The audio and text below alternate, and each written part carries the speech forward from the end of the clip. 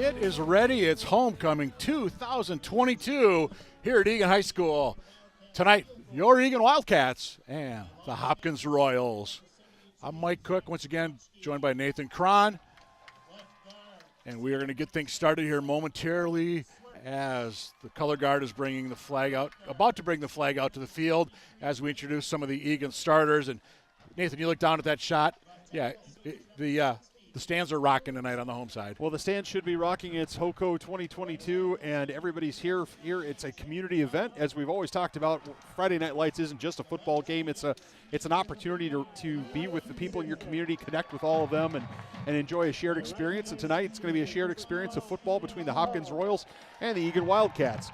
Two teams, two programs that are still on the build, still trying to build up, their foundations, get the numbers where they need them to be, have the success. Obviously, Eagan last week at Eastview had a tremendous amount of success, and we'll get to that here very, very shortly. The Hopkins Royals still looking to build onto some of that success, but your coach has them aimed in the right direction. They just need to keep going that way. Yeah, we'll talk about that as we get going, but 2022 Hopkins, I think, is equivalent to about 2019 Eagan, where the Cats were just really struggling to get bodies out there, get some programs in place and that kind of thing. And that's where the Royals are right now. Only 45 or 50 guys are in uniform tonight for the Hopkins Royals. But we'll talk more about that shortly. But right now we're going to get things rolling with our national anthem. 594 Eagan, Mark Pascone, Caldwell, and Dan Samoa.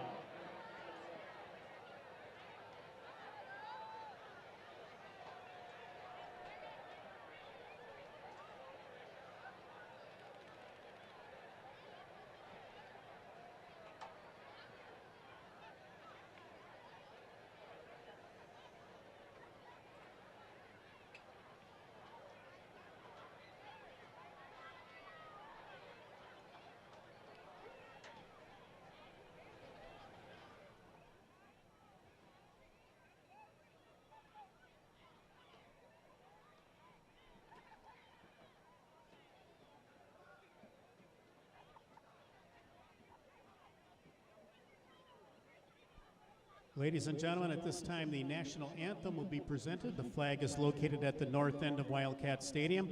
The national anthem will be performed by the Eagan High School Concert Choir, joined by 8th graders from Dakota Hills and Blackhawk Middle Schools. They are under the direction of Jim Cox and Amy Cherner.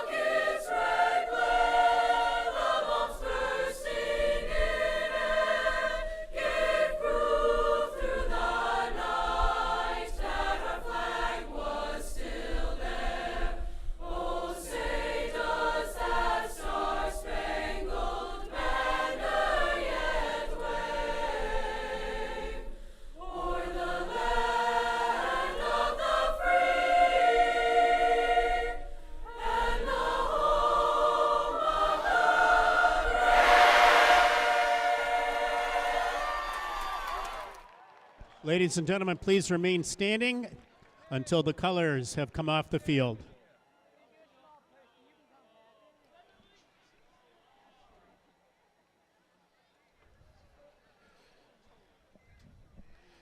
And again, you look at the section here in Eagan High School, they are ready to roll tonight as you look at the Wildcats from early on this season.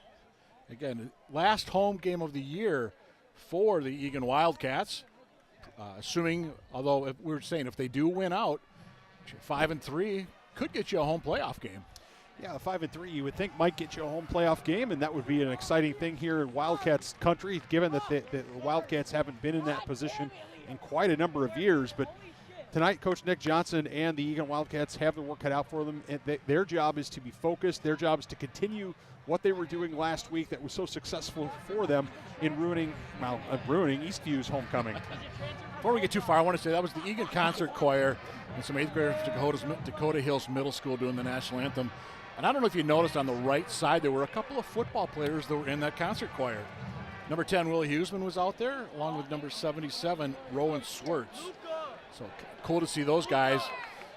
Double duty here on Friday night for HOCO 2022. Oh, it's a fine tradition to have Renaissance men as part of your program. People in choir, people playing football, people on speech and debate team doing all sorts of things all over the school. It's great to have, but now it's time to play some football. Absolutely. Wildcats, you said we can say it, destroyed Eastview 41-3 a week ago, ruining the Lightning homecoming.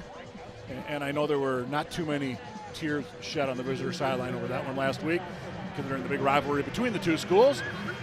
For Hopkins, it's been a rough year, but last week was especially rough. They lost 72-7 to Forest Lake, a game they were down 37-0 in the first quarter against Forest Lake, who I saw is ranked number 5 in the rankings this week. And that kick is going to be picked up at about the 3-yard line. Hopkins' man is in trouble. That's Reese back deep, number 10. Name we're going to call a lot tonight for Hopkins is Reese Vagley, number 15, and that return. I think he thought that was going to hit the end zone. Instead, he had to corral it at the 3, and Hopkins is going to start deep in their own end. So first play of the game upcoming on offense. Hopkins is going to start with a 3-receiver set. Their quarterback is number 9, Dylan Caspers. Dylan, just a freshman. The coach, Trevor Tolley, he was speaking highly of this young man. So the big thing with him is he's got to, when he gets that first read, take it. And he's going to look near side. He's going to scramble. He's going to throw near side. And that ball is going to be well out of bounds. Probably a wise throw by the young man. Good pressure that time by the Wildcats. I believe that was Keenan Wilson in for Eagan. Yeah, it was Wilson off the what would be the quarterback's left side, and he scrambled into that. And of course, he's a right-handed quarterback, so that's going to be a tough throw. It doesn't matter who you are. I mean, I've seen Brett Favre and a few quarterbacks like that throwing across their body and making some mistakes. I think we all have, and so for a freshman, that's a smart play. Real quick, Keenan Wilson wearing number 92 tonight. I know he's wearing 55 for a good chunk of the year. Straight ahead, handoff. Hopkins maybe will get a yard on that carry. And it's going to set up 3rd and long for the Royals. Playing their second game in the city of Eagan this year, as they faced Eastridge up at TCO Stadium 3 weeks ago now. I believe that was a 54-6 win for the Eastridge Raptors. 4 receivers set this time for the Royals. 3rd and about 8. Quick throw near side. Little pitch, little catch. Nice defensive play by the Eagan Wildcats as number 6, Charlie Shaw, not able to get too far on that play. And a good number of Wildcats in there. First man up off the bottom of the pile, Sam Iacker, number 22, from his outside linebacker spot. Well, it was a well-designed play by the Hopkins Royals. They did a nice job of spreading out the Eagan defense. If there's one place the Eagan defense this year has been vulnerable, it's hitting those outside flats. It's hitting the perimeter of the defense. That time, though, the Wildcats were able to rally and make the tackle. First punt of the game for the Royals. They'll let this one fly from about their own maybe 7 or 8 yard line. This will be Vagley. Check that. I think the Royals are missing. Yeah, the Royals were missing a player. I think now they've got it. They've got it together. Is it going to take too long though? Delay on the field. There's going to be a delay of game on the Royals. Yeah, just an unfortunate event there for the Royals. I mean, that's a situation where one of the young men, forgive me, I couldn't pick out his number. It's probably better that I don't say his number, but it's going to be a -5 for the Royals, and that's just something that you can't have. You can't have mental mistakes. That's one of the things Nick Johnson talked to us before the game about making mental mistakes. And last week against Eastview, of course, the Wildcats didn't make a lot of mistakes. Shaw with the kick. The left footer gets it off. High kick. Short kick. Favorable bounce for the Wildcats. Hopkins is going to down that at their own 30-yard line. And the Eagan Wildcats, outstanding field position to start their opening drive of this one.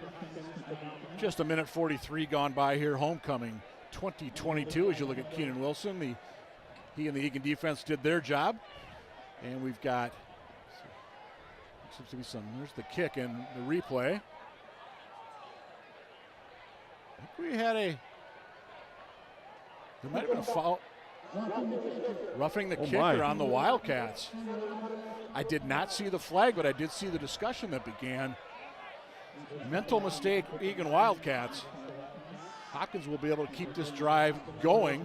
Well, there was a lot of traffic around the punter. I couldn't see it from where I was. There was so much traffic, but obviously the referees saw what they saw. That's 15 yards, an automatic first down, and that's, again, mental mistake number one for the Wildcats. Can't happen.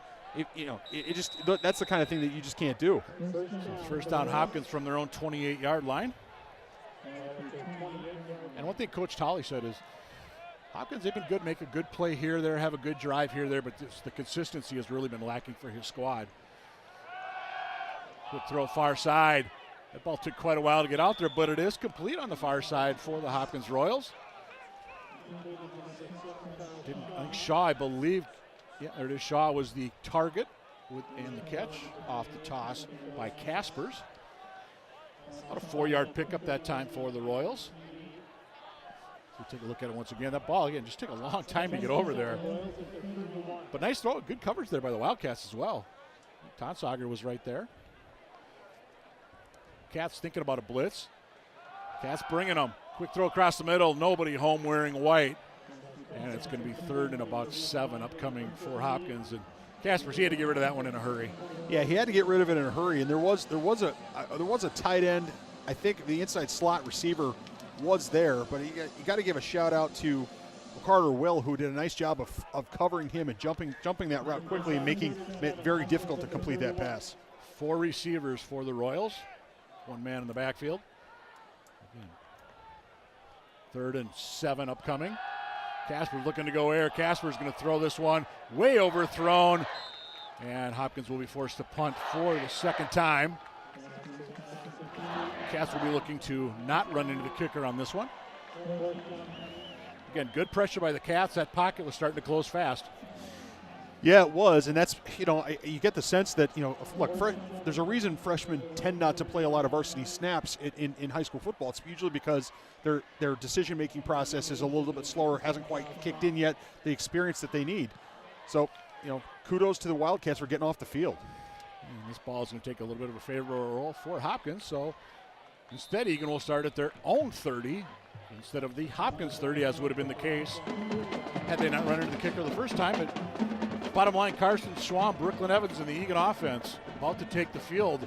We're just over 2.5 gone by here. Quarter number 1 on ETV. Of course, you're home for Wildcat Sports. And quick shout out, huge game on this turf tomorrow. It'll be a big game for the Eagan High School Wildcat soccer boys. They play Lakeville South tomorrow here at Wildcat Stadium at 10 a.m. We'll be broadcasting on ETV. Hopefully we'll have some people tuning in for that. And if they win, they are the South Suburban Conference champions. Schwam hands off to Tonsauger. Here comes Tonsauger, 40, and he's tripped up. Boy, he gets to the outside. I don't know if he would have been able to quite get to the house, but would have been a tremendous game that time by Tonsauger. 1 carry, first down Eagan. And again, Vagley on the stop for Hopkins. I love to see the hustle by Vagley, running Tonsauger down from behind, which is not a task I would enjoy. Tonsauger, I believe it was something like 167 a week ago down at Eastview in that 41-3 game.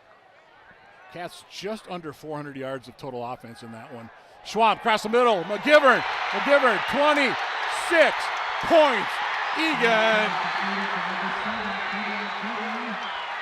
It's a 59-yard touchdown pass to Peter McGivern. Peter McGivern, that's his first touchdown of the season. First touchdown, might be his first touchdown of his career. The Wildcats do not throw the football very much, Mike Cook, but that time they dialed it up because they wanted to stretch that field out a little bit. And Peter McGivern gets a big score for the Wildcats. Yeah, that play was right there off the get-go. McGivern just beat his man right off the line. Had a couple of steps and just a pinpoint throw by Carson Schwam. And it's 6-0 Wildcats. Hansen for the PAT attempt. Goes down, kick is through. So 8:48 to go, opening quarter. Eagan Wildcats 7, and as we take a look at the replay, here's where 6 of them came from. Coming right at you, Peter McGivern, the senior. Well, kudos to McGivern. It was a nice ball from Schwam, but in fairness, the Hopkins defense had a reasonable expectation that Eagan would run the football there. I mean, when was the last time that the Eagan Wildcats threw the ball on 1st and 10? I mean, it just doesn't happen very often, right? It doesn't happen very often. I mean, they threw, I think, a grand total of 2 passes last week or something like that, maybe 3 passes. But it's a tiny number. So you have to bite on that play fake. The safeties came up. McGivern knew exactly what he was doing. And like you said, Schwam laid up the ball very nicely. Let McGivern go get it. Congratulations, Peter McGivern, on your touchdown. You know, I think last week they didn't throw much, but I believe, wasn't their last score a touchdown pass to Jack Hansen? It was. It absolutely was. It was about, I'm going to say about 15, 18 yards out. Yep, something like that. But again, it's something that the Wildcats, to be successful as a program, you're going to have to be able to do both. You can't just run every play. You're going to have to be able to occasionally put it in the air. Carson Schwam demonstrated he can do it right there. Jack Hansen, he'll kick off for the 2nd time. By the way, Hansen is wearing 78 tonight. He normally wears 83. So another jersey switch for the Eagan Wildcats. Hopkins going east-west instead of north-south, and again, the Royals are going to start back near their 10-yard line. Down by a 7-0 count after a quick 59-yard strike by the Eagan Wildcats.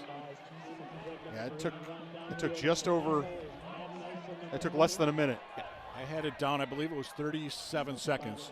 Yep. Hopkins from their own 11.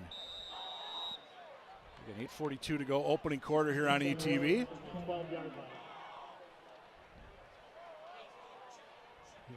Quartet of receivers again for Hopkins. And they will run the ball right side. Minimal pickup that time for the Royals as a number of the Eagan Wildcats were in on that stop.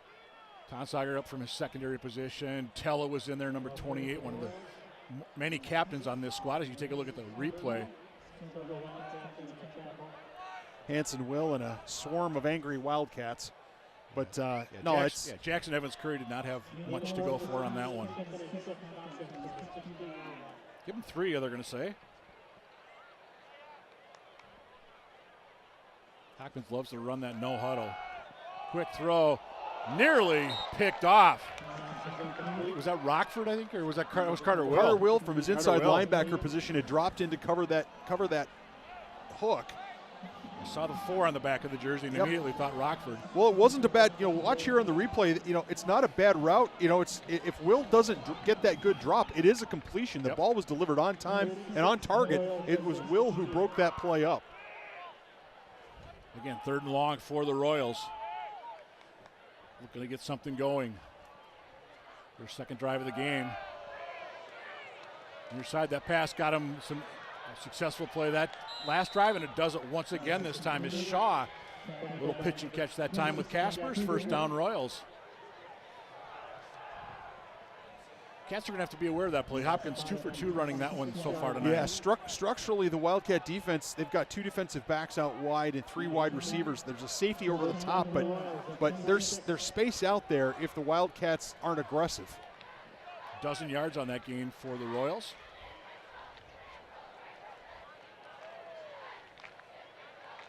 Cat's going to send 3. Casper's fake pumps. Going to have to eat this one, and he'll maybe get a yard. Is he going to get a flag? He is.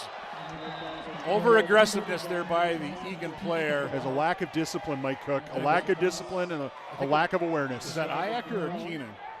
Let's take a look on the replay here. I think it was Iacker. Let's watch on the replay, though. Because Keenan's giving chase. Yep. It's Iacker. Yep. Yeah. Not a good play. That should be another 15. 15 yards. And that is the kind of mental mistake that Nick Johnson desperately does not want these Wildcats to commit. That is not the kind of thing. That's 2 15-yard penalties in the space of 2 drives against the Wildcats. That's a lack of mental awareness, mental composure. You have to be aware. As good a player as Sam Iacker is, he's got to be aware of where that sideline is, especially when, hey, it's going to be 2nd down and 9, okay? It's 1st down and he's not trying to, it's not a goal line stand, right? Well, it's not like it was close. I mean, there's plenty of white space right there on that side. There is. I don't know how you messed that up, but they did. Cats defense will regroup with a gang tackle for a couple-yard loss that time to the Hopkins Royals back. Again, that was Evans Curry on the carry, and again, gobbled up by 5 or 6 Wildcats. Well, I think what we've seen here so far is the Hopkins Royals have some athletes, Mike, and if they get in space, the Wildcats are going to be in trouble. The best way to deal with that is to rally, have everybody rallying and everybody moving to the tackle. You know, I looked at the stats on the Football Hub. Hopkins averages negative yards rushing according to that. Caspers, a little skittish back there. He's going to throw. Nice throw across the middle. Caught his man. That's going to be another 1st down, I believe, for the Royals. Is that Hedman? 81? Oh, they're going to mark him just shy of the 1st down. I thought his progress was a little further when he caught that football. It's definitely very, very close. So 3rd and 1 Royals. 11 yards on that game.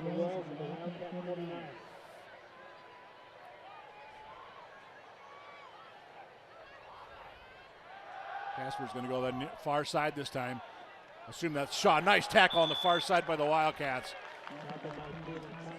It's a Tonsager, I believe, Caden Tonsager with the stop from his cornerback position. It's going to be 4th down. Yeah. What do the Hopkins Royals do?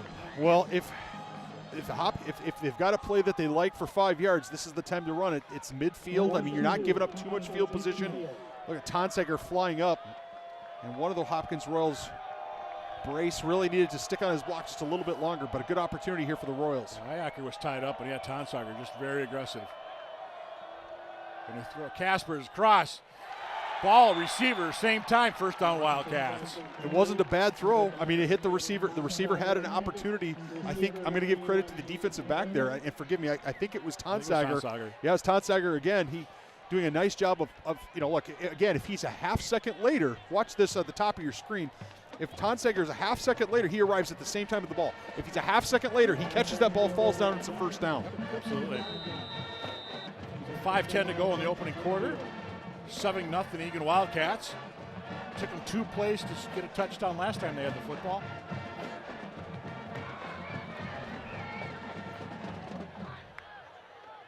Straight ahead, here's Landon Tonsager this time. The Tonsager duo. And he gets up, tried to get a couple extra yards there maybe, but number 8 got 8. And it's going to be 2nd and 2 Wildcats. Landon Tonsager is really in the last handful of weeks has really shown a lot of big play ability. And you didn't think that the guy running between the tackles would be a home run hitter. But this team had Parker Fall and it has Landon Tonsager and it's got some other players that we might even see tonight that can really take it to the distance, take it to the house on any given play. 2nd and 2 Wildcats. Do they dare try to air anything out here? Said you're going to come near side. There's number 8 once again. Tonsager cuts it back inside the 20 down to about the 18-yard line. 24 yards for Tonsager, and the Cats are in the red zone.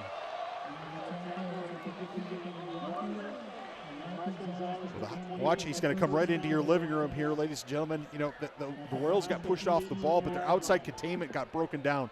The outside linebacker, the outside, the corner, the safety, whoever had outside containment just lost it. Tonsager able to get easily to the outside, and then he cuts it back for another 5 or 8 yards. Nicely done. Brooklyn Evans under center for the Wildcats. Number 11, the sophomore. He had a couple of long touchdown runs a week ago over at Eastview. Straight ahead. And first carry of the football game for number 31, I should say, of your Eagan Wildcats.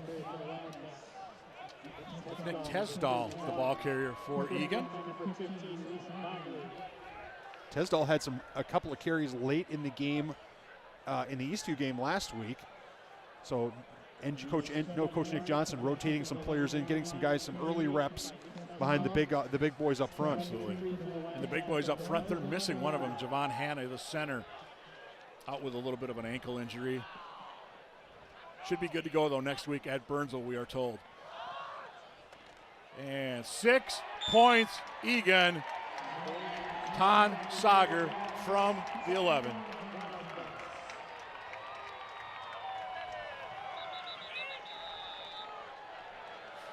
Okay. So 13-0 Wildcats, and right now Eagan on offense is doing exactly what they need to do. Well, you can see there in the replay, Mike Cook. I mean, look at the blocking down the field. There's 1, 2, 3. There's 3 offensive linemen blocking what one of my coaches used to call the wee ones. The linebackers, the defensive backs. As we have a quick injury timeout before we kick the extra point. We've got a Hopkins player is down.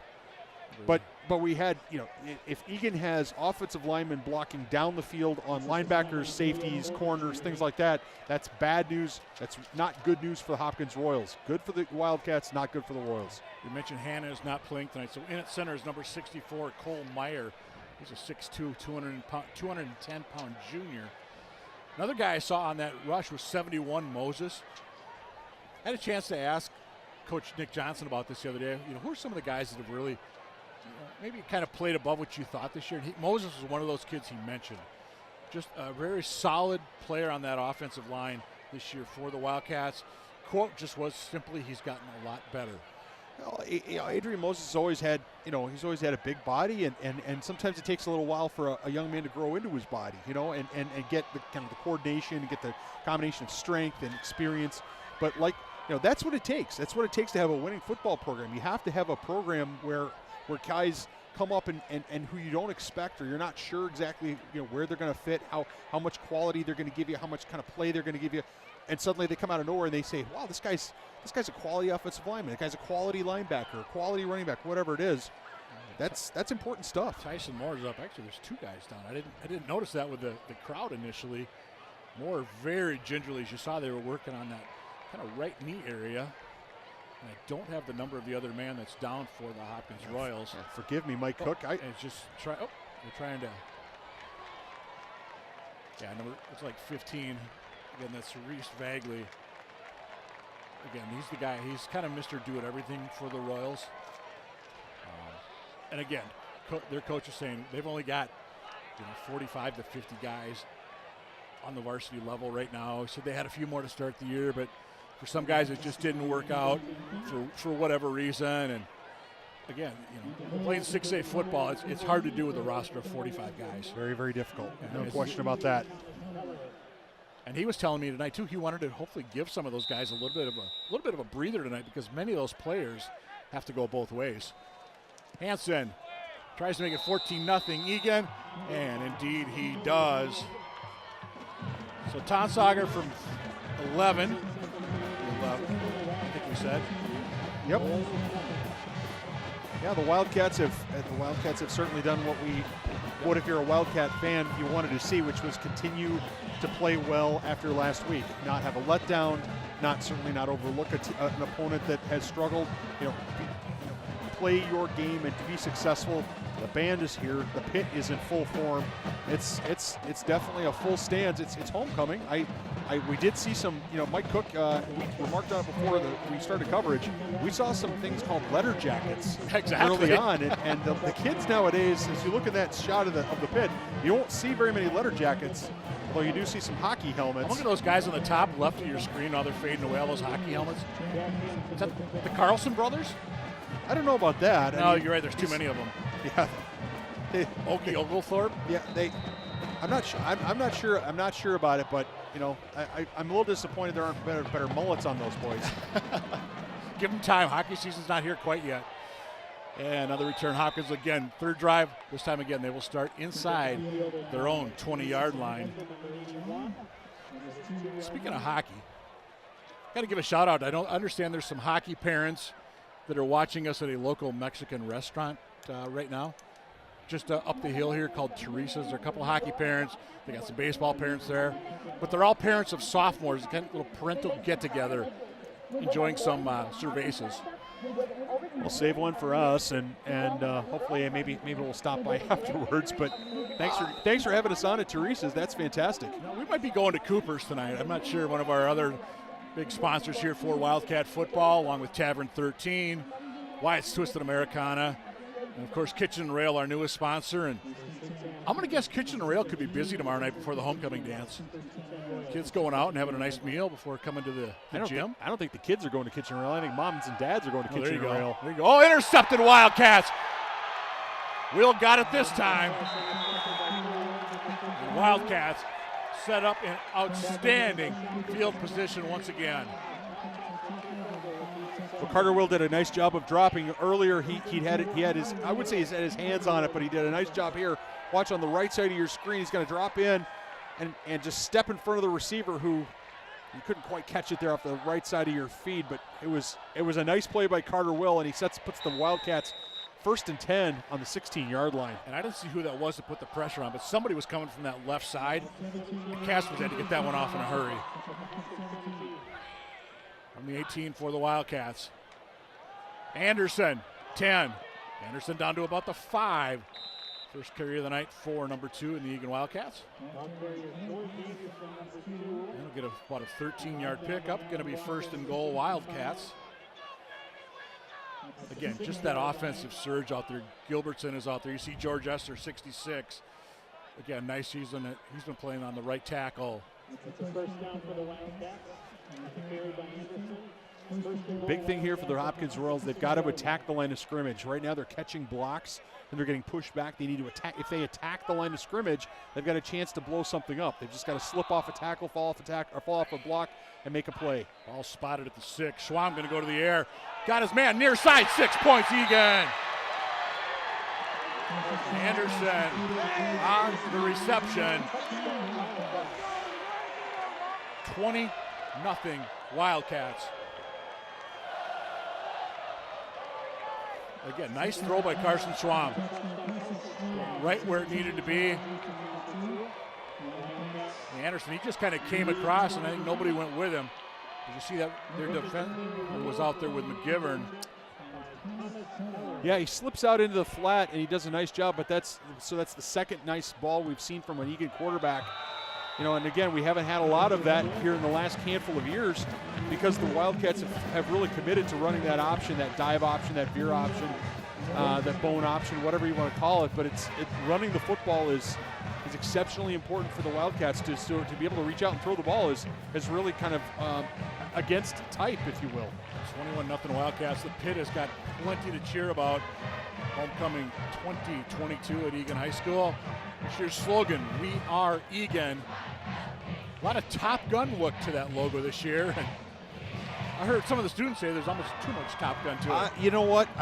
This is why we don't let 15 to 18-year-olds run the world because can you ever have too much Top Gun? I'm not sure that's possible. I guess a debate could be had in any event. I'm going to say there might be a lot of the moms of those 15-year-olds that are still thinking, hey, Tom Cruise. All you can do is shake your head. I know. I'm not going to say anything. You don't have to. I'm not going to say anything. You know we got this one. Yeah. All right. Well, let's ask all the moms at Teresa's. Maybe they could settle that whole thing. Yeah, we'll see. They're hockey parents. They might be. Anyway. So to kick off once again, this will be Hansen. That scoring drive took 41 seconds. We still have 2:25 to go in the opening quarter. 21-0 Eagan Wildcats. And Hopkins with a better return this time. Get it out near the 21-yard line. It was vaguely good to see him back in the game for the Royals. Number 15 again, he was the guy we expected to call his name an awful lot tonight for the visiting squad. Eagan's keeping the number ones out on defense. Another guy, we talked about some of those kids that have surprised. When I asked the defensive coordinator Comer about it, he said Caden Tonsager and Gugino were two of the top guys. The couple of the corners for this Eagan Wildcat squad are a couple of the guys that he had mentioned been playing really well this year for Eagan. And they've been tested. You think about it, you played like the Woodburys of the world and the Eastridges of the world with some good quarterbacks, and that one's going to be way short. No need for that hit, and no flag, however. Yeah, I was holding my breath there for just a moment, Mike Cook. I thought there might be. I would have thrown it. Might just have been a penalty marker, especially with 2 personal fouls already against the Wildcats. I mean, I would not want to, I'll say it this way, Mike Cook, I wouldn't want to be the guy who comes back to the sideline after getting the third 15-yarder in the first quarter and having to deal with Coach NJ. Well, and I think it was Caden Tonsager out there and after we were just giving him kudos. That's the commentator's curse, Mike Cook. Commentator's curse. Nathan, we do what we can, man. Casper's throw. He's got his man. About a 5-yard pickup that time for the Hopkins Royals. That'll set up a more manageable 3rd and 5 for the Royals that made the trek down here. Make that 169 to 494 and down. So take a look at that replay. Well, if Casper sets his feet, steps into the throw, and has the time to do that, you know, he's shown already tonight he can complete some passes or put passes on receivers' hands. Sets up, as you said, a manageable 3rd down.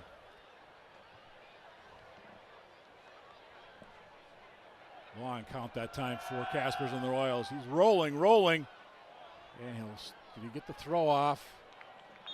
And ball's going to go incomplete on the far side. Should be punt time once again for the Hopkins Royals. It was interesting talking to their coach before the game when he mentioned Caspers, and the kid's a freshman. He said he's 14, might have hit 15. Either way, but he said here's a kid, he's seen a lot of positives out of him. He said he does a nice job of rolling out, which we just saw right there. Yep. But he's still got to get to the point where he wants to run with it when you get that a play like that. And fair caught for the Wildcats back at about the 41-yard line. That was David Rockford on the return for the Eagan Wildcats. So we got a $1:23 to go in a quarter that has been all Eagan Wildcats. Yeah, that was an example. That last 3rd down play, Mike Cook, it was 3rd and 5-ish. Now, Caspers had some green grass in front of him, and if he had pulled that ball down and made a decision at the top of the drop to say, hey, I see some green grass, I'm fast, I'm an athlete, I'm going to see if I can get this first down with my legs, he might have had a chance there. He might have taken a lick at the end, but he would have probably gotten that might have had a chance at the first down. Jack Young in at center right now for the Wildcats, 79. Schwam keeps. Schwam crosses midfield. He crosses the 40. 35, kind of dances to the outside, gets down to the Hopkins 30-yard line. That's a 28-yard pickup by Carson Schwam.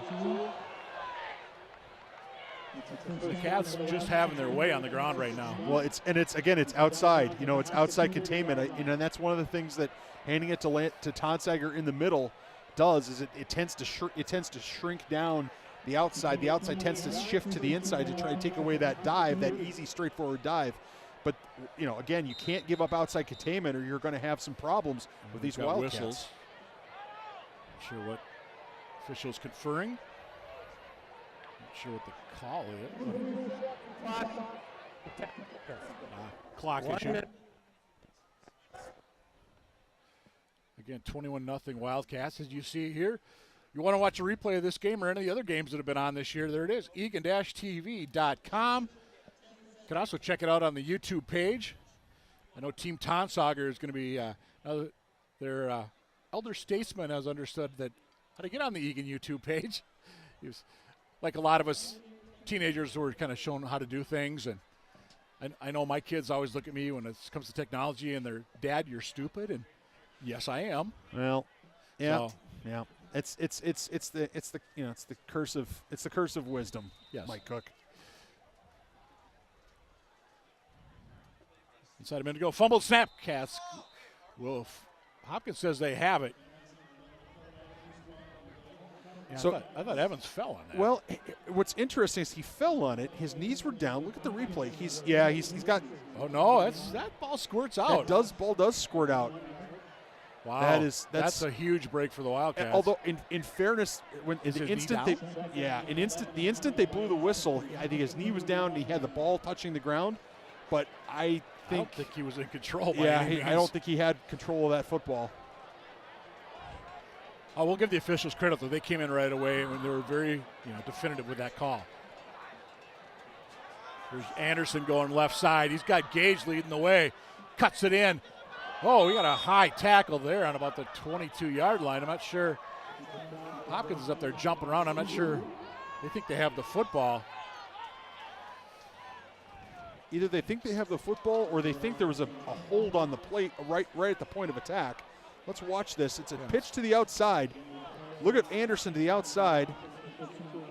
That ball does come out. Oh, yeah, it does. Wow. Back-to-back plays that ball did come out. you ask me, that should be going the other way. Absolutely. Jude Lulu came up with that football, and that'll end the quarter. Maybe fortunately for the Eagan Wildcats on this drive, but again, look at the score. That is not a misprint, bottom of your screen. As we get second quarter coming up, it is 21-0 in favor of your Eagan Wildcats. Hey, I want to give a quick shout out, by the way, Eagan girls tennis section semis coming up. So good luck to the Eagan girls tennis team. I see the volleyball team is now ranked back in the top 10.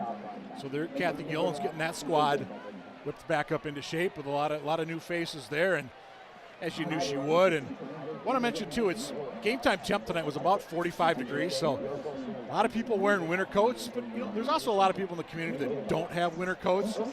And the EHS Interact Club is sponsoring their 11th annual coat drive, October 10th to the 14th. Drop-off locations at both entrances to the school. They're looking for clean, gently used coats in both kids and adult sizes, and they're going to be donated to a closed closet in the community. So Interact Club, October 10th to the 14th, collecting winter coats to help others in the area. Easier to help people in the area than to read the copy sometimes. It's a closed closet. As we start quarter number 2, and we've got it. Let's see, did the Cats move? Hopkins definitely came across. Well, there was motion in the backfield. Yep. What I can't tell is whether there was a simulation of the snap or not. Well, we're going to find out momentarily what the guys on the stripes have to say. Yes, there was. It's going to go 5 against the Eagan Wildcats. Let's watch the gauge goes in motion. Yeah. Yep, it's not the guy in motion. Nope. It's number yep. Yeah. Just because you've scored a touchdown doesn't mean you get to do that. No. That is still a penalty. And by the way, I heard Big Brother Connor here tonight watching this one. Watching part of the Team Tonsauger crew. I understand he's been watching a lot of the games from the greater Chicago area. Schwam keeps. Schwam, nice little spin move. And stays on his feet somehow. Talk about making something out of nothing. On a 3rd and 7, Schwam, I believe, is going to get a Wildcat first down, and there go the sticks. Yeah, he needed 7, and he got about 9. Yep. On a play that he should have gotten maybe 9 inches the way it started. Well, the Royals there looked like like the Wildcats earlier in the season, where their feet are moving them to the right place and their hands just aren't doing what they want. Watch this replay. Schwam does a nice job cutting to the outside. That's a nice spin move, and there are multiple Royals that they just can't not get wrapped. They can't get cloth. They can't get it wrapped up. It's, I believe, 3 tackles at least that he broke on that play. First down from the 17 for the Cats. And get about 6, maybe 7 that time. Tough yards that time. Tonsauger, I believe, the ball carrier once again. And he's going to come out and get a breather. Early stages here at quarter number 2. Cats looking to score for the 4th time tonight. 3 for 3 on their early drives.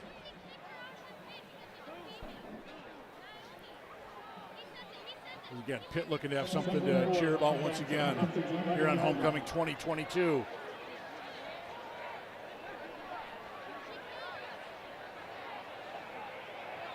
Schwam up under center. And off straight ahead. Tisdall, I believe it was. With 31 the ball carrier, Tisdall. Number 56. A couple of yards maybe on that one. Number 56 for the Hopkins Royals, Dylan Hoy, did a nice job that time of taking on the block, defeating the block, and wrapping up.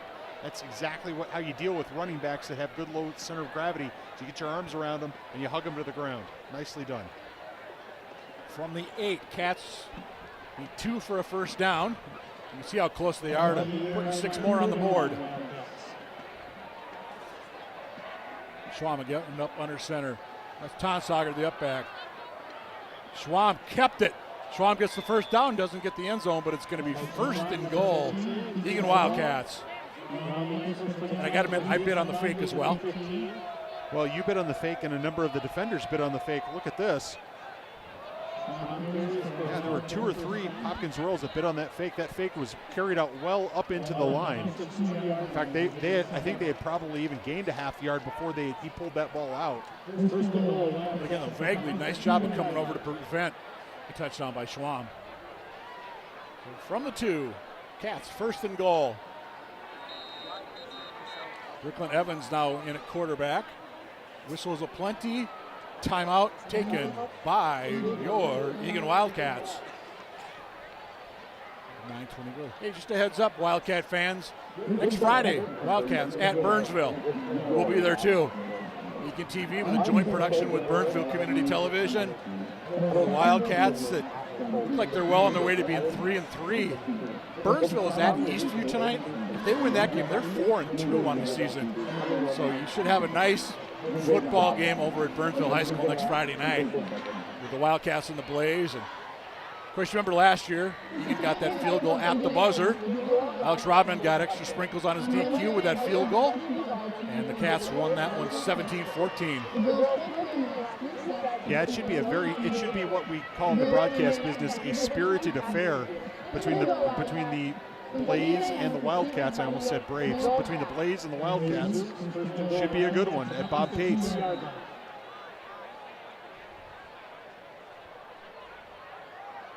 Evans under center now for the Wildcats. Will Brooklyn keep it? Nope, he'll hand it off. 6 points, Eagan. I think that's going to be Tonsire coming up off the bottom of that pile. Yes, it is. 4 series, 4 touchdowns for the Eagan Wildcats.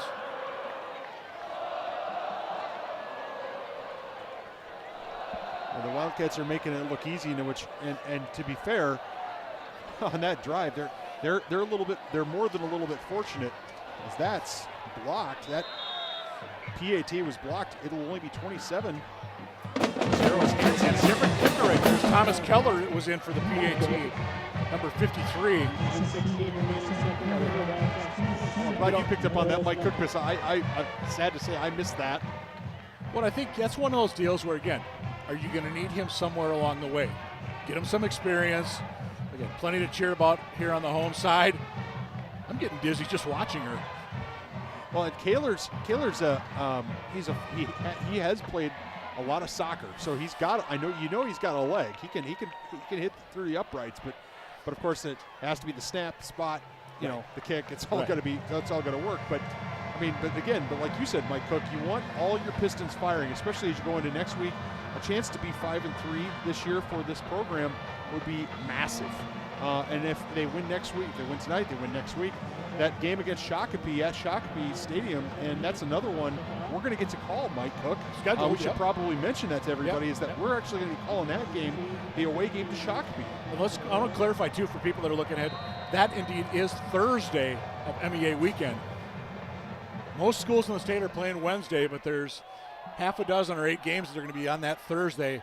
Wildcats at Shakopee happen to be one of them. Here comes Hopkins with a great return that time by number 15. Of course, who else is it going to be but Reese Vagley. Nice return by Vagley out near across the 40-yard line. He was about 1 tackle, I think, away from going all the way. Well, Vagley did a nice job. He kind of mishandled the ball kind of early in that return, but what happened is the Eagan defenders coming down on the coverage, they got out of their lanes. They got either blocked or they got out of their lanes, and you can't do that at this level. You just can't do it. 4 receiver set for the Royals. Down by a score 27-0 here, early second quarter. And a rare run that time for Hopkins. I'm assuming that is indeed number 26, Evans Curry, once again.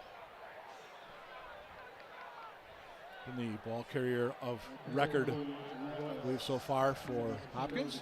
Got about 6 that time. Nice little first down pickup. Important now for the Royals. We've seen situations like this, Mike Cook. Important now for the Royals just to put together some first downs, keep their defense off the field, try to get some points before halftime. Absolutely. I'd have to double check, but I think Eagan gets the ball to start the second half. Ball across the middle. Was that caught? I believe it is down at the Wildcat 43-yard line. Nice diving catch by Bagley. Yeah, he's a special player, no question about that. He's demonstrating some real quality out on the pitch right now. I should say on the field. I forgot. Tonight it's a field. Tomorrow it's a pitch. Again, if you're watching us live, would you say 10 a.m. tomorrow? 10 a.m. tomorrow morning at Wildcat Stadium here. You know, show up and make some noise. It's going to be fun. Lakeville South End, the Eagan boys soccer team. Good pressure.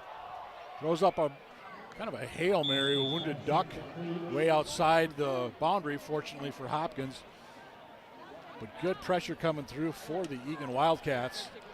Well, Keenan Wilson was absolutely coming hell-bent for election, and he was getting blocked very, very well by, and I could not pick up the right tackle's number. Basically, if I can pick it up on this play here, but he was doing a great job keeping Keenan Wilson out of Casper's lap. If he keeps blocking like that, he might have a future in football at the next level. But Jack Hansen also got in there for the Wildcats. A little bit of a high snap, gets it down, quick throw, and that ball is picked off. Iacker. Check that, that's Liren. 52, not 22. 2 straight weeks with a pick for Liren.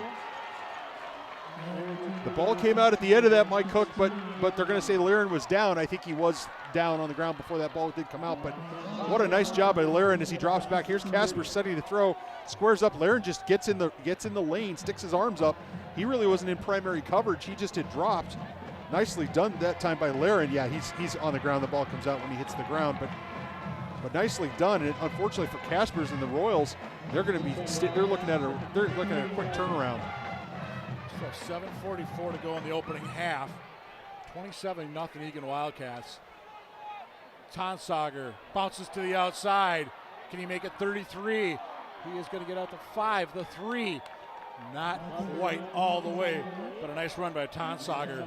Gets that ball, is going to set up first and goal at about the 2-yard line. And 28 yards on first downs is never a bad thing, and Tonsauger's kind of running. He's kind of on a runaway truck right now. I mean, nothing's really stopping him, and right now bouncing to the outside is the norm for these Wildcats. Watch him take this ball here. Good blocking by George Anderson down the field. There's George Esser also doing a nice job. But there's just no one, you know, there. There's good blocking. He's got a head of steam, and you can't tackle him up high. You got to wrap him up low. Look at all those high tackles. Schwam. Is it in? Hands it off. There it is. 6 more points for your Eagan Wildcats. And guess who? It only makes sense. But number 8 finishes it off. Check that. Tesdall, 31. Thought I heard him say Tonsauger. My eyes say Tesdall. But I thought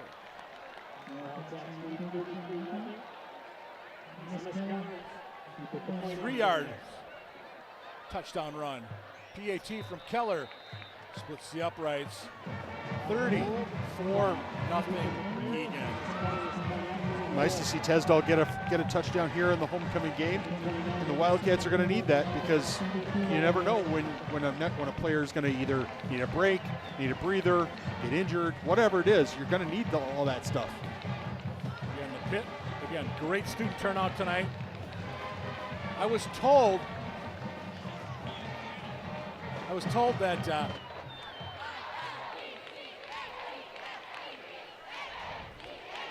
the pit was going to go from almost one edge of the stands to the other tonight. And I don't think they quite made it that far. However, you do have the band down at the one end. So, but again, should mention the Friday Night Lights. We've got Brick Oven Buses here tonight. Finer Eats and Meats. El Burrito Mercado making their appearance this year here in Wildcat Country. Again, great to have all those folks out here part of the Friday Night Lights here in Wildcat Country, and thank them for being here, their support all season long. As we said, this is most likely the final home game of the year for the Eagan Wildcats at Burnsville, at Shakopee, and then you've got the playoffs starting whatever that Friday is. I think it's the 28th, I believe, is a Friday for Class 6A. Hanson beats that one down to about the 8. Hopkins had a nice return last time. And they'll get out across the 25, maybe the 27-yard line this time for the Royals. By the way, for those of you that are watching this from Hopkins, you've got your last 2 games are at home. Won't be easy as you've got Woodbury and then defending state champion Lakeville South going up to Hopkins the last 2 weeks of the regular season before the Royals will end up on the road somewhere in the opening round of the playoffs. The key for the Royals right now, like we just said it before, 7:22 left here in the half. They're obviously on the wrong end of a score, but get first downs, advance the ball, hold on to the ball, just execute, just do, just try to win one play, win Absolutely. 2 plays. We've seen that situation. We've seen this on this field. We've seen that before, and that's what the Hopkins Royals can do right now. Yes. Kaspers loses it. Weisling's onto it. That ball is still loose. And I believe Hopkins, one of the linemen, did come back and fall on the pigskin. Actually, it was the running back that time, 26. That's Jackson Curry, if I remember correctly. Evans Curry checked I think that pistol snap just did not quite find where it was supposed to go. I don't think Kaspers really, that ball was well out to the side. Snaps tonight had been fine, at least to my eyes, but that one was just errant. It's going to be a loss of 13 on the play.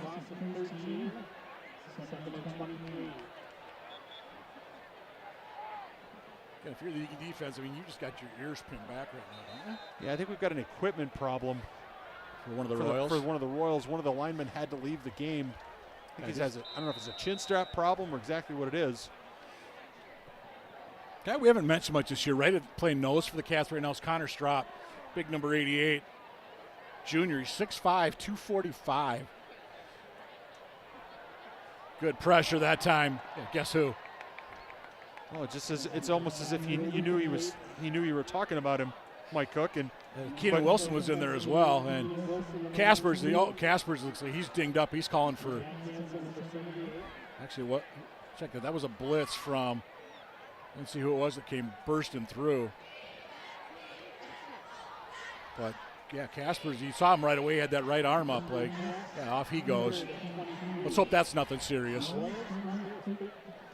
It's important to keep your quarterback upright or keep his jersey as clean as possible. Obviously, with turf fields, it's a little easier to do, but we're going to get a replacement here for the Royals. Yeah, I'm trying to get that young man's number. And we've got a timeout taken, I believe. Is it Hopkins? Yeah, looks like it's going to be a Hopkins timeout. That's not a bad idea right here. Yeah. Let everybody get reset. Maybe give Kaspers a chance to kind of walk off whatever he's got. He needs to come back into the game. But in any event, the Eagan Wildcats.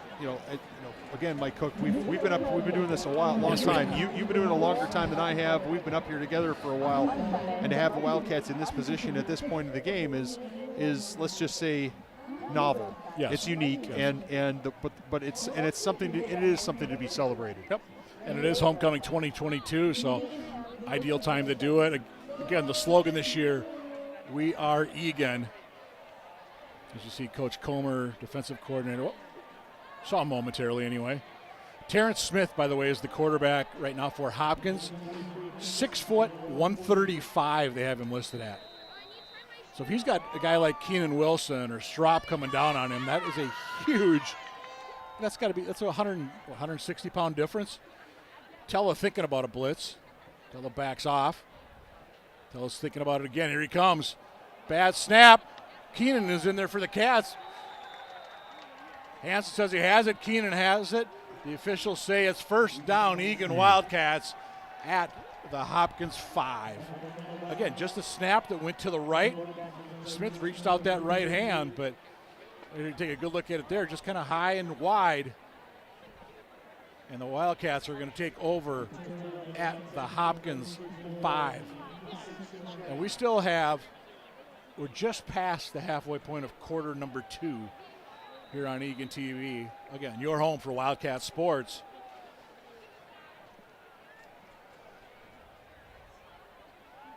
Let's see what the Cats decide to do. I would imagine it's going to be the ground attack will continue. Schwam, he hands it off. And is it going to be enough to get in? And the signal is, there we go, touchdown Wildcats, 6 points Eagan. Tonsager from the 5. Just straight out. Look at that blocking. Moses with a nice job of pinching his man to the middle, for example. Yeah, look at the space that was created there on the right side of your screen. You know, Tonsager, again, he's got quality, but if you give him 3 or 4 yards before he has contact, he's going to eat you alive, and that's what he did there. And the extra point is up. The extra point is good. 6:15 to go in the opening half. 41-0 Eagan Wildcats. So the focus for the Wildcats, you know, I guess from, you know, honestly, and, you know, Mike Cook, I mean, the result of the game I don't think is necessarily going to, you know, be in doubt here very quickly, but the focus for the Wildcats is be perfect, right? It's not to make any mistakes. No penalties, no fumbles, no interceptions, no bad choices. No more personal fouls. Yeah, absolutely. No personal fouls whatsoever. It's execute special teams, kickoff coverage, kickoff return. Like right now, tonight, you know, right now at this moment, making sure that the Wildcats can, you know, get down and cover it, stay in the rush lanes, all of those things. Be perfect. I mean, that's what it's going to take to beat Burnsville next week. It's what if you want to take on Shakopee, Coach Benton's got those Sabres juiced up. Those guys are ready to go. As you see Coach Nick Johnson there, he's got to be thinking, okay, what's my focus at halftime? What do I tell these guys at halftime to make sure that they are like razors, they are sharp for the rest of this game. And this ball will be returnable from about the 7. And out near the 25-yard line for the Hopkins Royals will be, and again, that was number 15, Reese Bagley, one of the few seniors on this squad. They have 12 seniors listed on their roster, but Coach Tolley was saying there's only about 5 or 6 that actually play. So, again, you're a young team, you're undermanned, and unfortunately for the Royals, there's been too many games that are like this. And as you said, Nathan, 4 years back, we saw that for the Wildcats. Absolutely, and what that should tell you, if you're a Hopkins Royal supporter fan, is it's a nice carry for the Royals out across the 40-yard line. And that's going to be, I believe, once again, that's Jackson Evans Curry. But if you're a Hopkins fan, or a player or parent or supporter, you got to take heart in that the Wildcats were in this situation just 2-3 seasons ago. You know, talking to Coach Tolley too, he was saying for Hopkins, and it was funny because as another handoff, minimal pickup this time for the Royals on first down. But Eagan's head coach Nick Johnson was standing right next to me as I was talking to Hopkins coach Tolley. And Tolley was saying things like, we've got to get guys in the weight room. We've got to get them invested in this program and a year-round thing. And I looked at NJ and I said, did he steal your playbook? Because that's exactly what Nick Johnson was saying here when he took over in a program that, let's face it, was terrible. We're struggling. Yeah, absolutely. It was the numbers were way down. Kids that were there, I mean, they were trying their darndest, but they were undersized and just unable to compete with the likes of who you see on the schedule on a regular basis. You know, the Lakeville South, the Rosemounts, the Lakeville North. And we saw scores that reflected that. Here's Smith. Good pressure. Hansen's got him. Hansen wrestles him down. That's going to be a sack for number 78. It's going to be a loss of about 1, but a sack is a sack. Well, Hansen was not going to give up on that one. No, I give credit to Hansen for staying with that.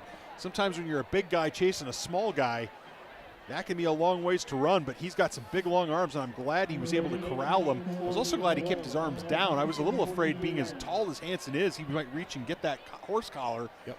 I was a little worried about that because the quarterback was much shorter, but managed to get him to the ground. Give credit to Jack Kruger. He was in there as well, waiting to help out. Had Smith spun away. 3rd and about 8 for Hopkins. Smith. And he gets met at about the 45-yard line. Big pop that time by number 20. That was Madden Eisen for the Wildcats. And Hopkins looks like they're going to be kicking this one away with 3:42 and counting to go in the opening half. I mean, so here's the positive for Smith. The positive is he dropped back. He got to the top of his drop. He looked. His read was not there. There was pressure, and he instantly made the decision, I am running this ball. And he had a chance to get a first down there. Nice kick. Rockford's going to get out of the way. And it's going to take a little bit of a curl, get down at about the 22-yard line for the Eagan Wildcats. So they'll take over. 3:19 to go in the opening half. And yes, that score at the bottom of your screen is accurate. It is indeed 41-0 for the Eagan Wildcats. 6 drives, 6 touchdowns for Eagan. Now let's face it, a few years ago, how many games would it take Eagan to get 6 touchdowns? Honestly, Mike, at the point where at the nadir of this program, it probably would take the entire season. Exactly. It was so it had to be close. In fact, there were several stretches of games where we didn't score any touchdowns. Absolutely. And where you go 4 or 5 games without a touchdown. Yep. So straight ahead for the Wildcats. Pick up about 3, maybe 4 that time. The other thing I think that's really helped these programs out, like Hopkins, like Eagan, is the changes that were made in 6A. Sorry to interrupt you, Nathan. We have another Royal down on the field. And couldn't quite catch the number. It was a 1 to start with. But in any event, the changes in the structure of 6A football has been, I think, a positive, even though there was some resistance to it a couple of years ago in terms of reorganizing things, not playing traditional conference schedules, things like that. It's more important to get programs where they belong, right? The top programs, the Lakeville South doesn't want to play Eagan, okay? Because they're in 2 different universes, yep. Right? And now maybe Eagan someday is up playing with Lakeville South, maybe 2 years from now, but right now they're in 2 different places. I was going to say, I saw Lakeville South a week ago. That universe is shrinking. The difference between the Wildcats and Lakeville South. Well, it is because the Wildcats are so much improved. Absolutely. Are so much improved. Absolutely. But I mean, but Lakeville South, is or play programs like that. Yep. You saw earlier Rosemont, take it to the Wildcats earlier this season. You see Max Hill up, by the way, for Hopkins. Good sign. Yep. I know he's one of their top defenders. Being able to walk off the field on your own is a good thing, young man. Nicely done. Get some water and hopefully we see you back here in the second half. But I mean, the changes that have been made, and the reason I'm pointing that out, Mike Cook, is because what it means is that it's possible for Hopkins to go from not winning a game to winning 2 games or 3 games in a very short period of time. And of course, look what it's done for Eagan. Not too many years ago, the Wildcats were winless, and now, because they've got some wins, because they are having a chance tonight to get to 500. The pit is full, the stands are full, there's excitement, there's buzz in the school. It's a culture change brought on by success and some good leadership. Let's face it, you and I called a lot of those games were during that 27-game skid. And to see where, like I said, where they are now and going to the outside, there's the pitch. That's a first down and plenty more. This is Gage out near the 40-yard line for the Eagan Wildcats. 2:38 to go as they'll stop the clock for the first down. First carry of the night for Gage. Nice read by Schwam as well. Really set that up nicely. Well, he did something that Eagan quarterbacks have traditionally not done, which is pitch the darn ball. I mean, exactly. I always wondered how you can run an option without ever pitching the ball, and I know it's kind of risky, but you know what? If you're going to run the option, you got to be able to take advantage of all 3 backs and all hitting all the various holes. Cat's going to go straight ahead with it, run into a pile of Hopkins rails who claim they have the football, and they do. Couldn't tell see if we can find out who came up with that one for the Royals. Might have been Zion Wilson, number 32. It looked like he was one of the first guys up. Yeah, everyone's patting 32 on the back, so I'm going to go with you, Mike Cook. Let's see if we can pick it up on the replay. It's a ball right up the middle. That ball does come out. Yep. And you're right. 32 is right there. He's covering up his guy. Can't tell who that is that got the ball. But 32, Zion, he made sure that Hopkins gets the football. That might have been vaguely somebody from the secondary. Bottom line, Hopkins has the ball at the Wildcat 47. 2:08 to go in the half. Hopkins looking to get something going. Smith got the happy feet. Comes to the outside, cuts it in, slides. And he's going to slide just short of a first down, but it's still about an 8-yard pickup. And I like that play by that young man. No, that was an excellent. He made an excellent decision at the top of that drop or the top of the roll, where he says, "Okay, watch this." Right here, he makes the decision. There, I'm running. I'm not going to try to pass. I'm not going to hold the ball out and try to fake anybody. I'm just going to use my legs. Nicely done by the young man to pick up big yardage for the Royals. I'm going to say 7 yards officially where he started his slide. 2nd and 3 as the clock continues to roll. Smith. And Hanson's not going to let him by that time. Or no, check that. That's Tella. I just assumed it was Hanson after what happened on that last drive, but Jerry Tella from his linebacker spot.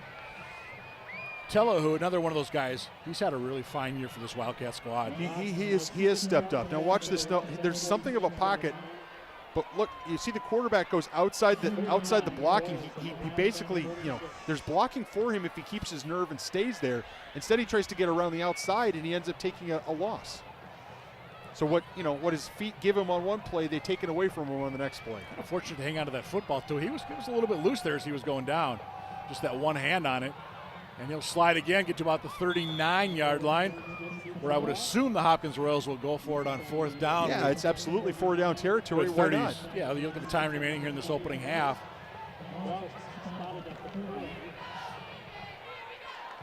I would say Smith he's quicker with his decision-making than Kaspers is.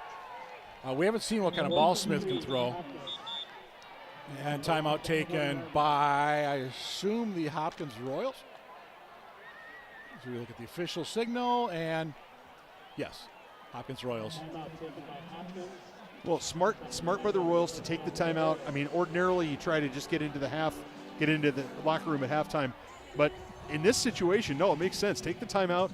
Try to get a first down. You still have one timeout after this, and if you get the first down, call a timeout. Set yourself up for a play to the end zone. Why not? I mean, you've got an opportunity, and put these Wildcats to the test. Make them work a little bit. As you see, so many people excited to be here, part of Homecoming 2022, and we had Powder Puff football last week. We've had theme week. We've had all sorts of things. We've had people crashing their parents' closets looking for baggy clothes. I've heard about that one. Oh goodness! There was like an Adam Sandler day or something. Yeah, and then for some reason Adam Sandler is known for his baggy clothes. I'm not sure. Is that what it is? I don't know if it's Waterboy or Happy Gilmore. I said, why don't you dress up in a hockey jersey and carry a golf club? I mean, I don't get it. Bring Bob Barker with you. And yep.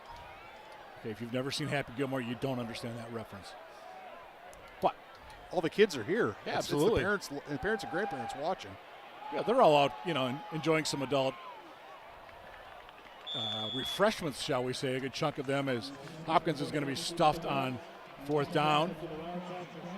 I see Williams had an opportunity there, Mike, for at least to my eyes. He had an opportunity. If he had just stuck it in a little harder, he might have been able to pick up that first down. Instead, he tries to bounce it to the outside, and he gets strung out. It's unlucky that time for the Royals, as now they turn it over on downs. And the Cats just going to take the knee. I like this. I mean, that's just sportsmanship. Well, it is that, and it's also just let's get into half. Yeah, let's get into half. I'm saying some teams might say, we're going to run one play and just we'll send somebody up the middle and see what happens, kind of thing. But no, credit to the Wildcats. Just take that knee. And so at the half, it's the Hopkins Royals 0, your Eagan Wildcats 41. Well, it's been a first half of what we would call in soccer terms one-way traffic, certainly, and the Wildcats have demonstrated that they are not, they're not overlooking this opponent. They are focused on being successful. They're setting themselves up for a potential run into winning 4 or 5 games. And if you're Coach NJ and you're building this program, that's what you want to see. Well, the pit's rocking. They've had plenty to cheer about. We'll see if it continues in the second half. We're going to take a break for the halftime festivities. You're watching Wildcat football on ETV.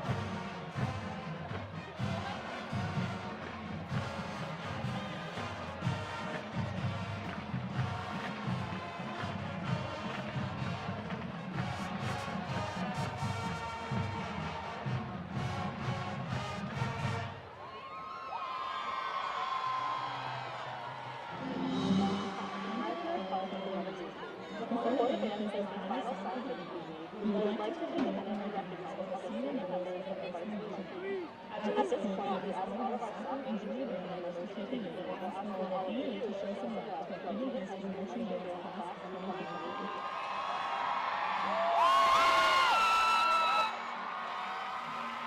And now, to finish off strong, we move back into the Y2K era with an iconic boy band. The next song peaked at number 3 on the charts in 2000, and any team from the past sure to recognize the professional. Please make some noise one more time. It's time for the last song, and it ain't gonna lie, this is the time. From Eagan Band, this is Kickoff signing.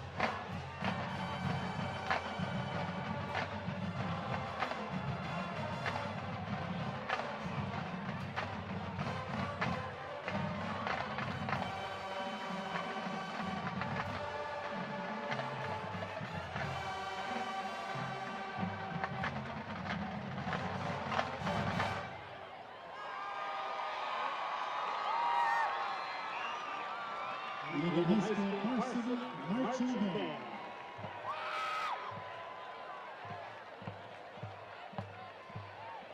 Eagan High School Varsity Marching Band is directed by drum majors Alicia Oraname, Emily Templin, Daniel Wapnick, and Juju Ziyaj. The Eagan AM News News is produced by Tim Ivan, Kara Cullen, and Wade Sternberg. The Buildup Eagans was choreographed and taught by percussionists Chloe Green and Christina General, who are also members of the Eagan High School dance team. Band directors Doug Hart, Michael Pearson, and Michael Schumann wish to thank the Eagan High School administration, band parents, and the Eagan community for their continued support.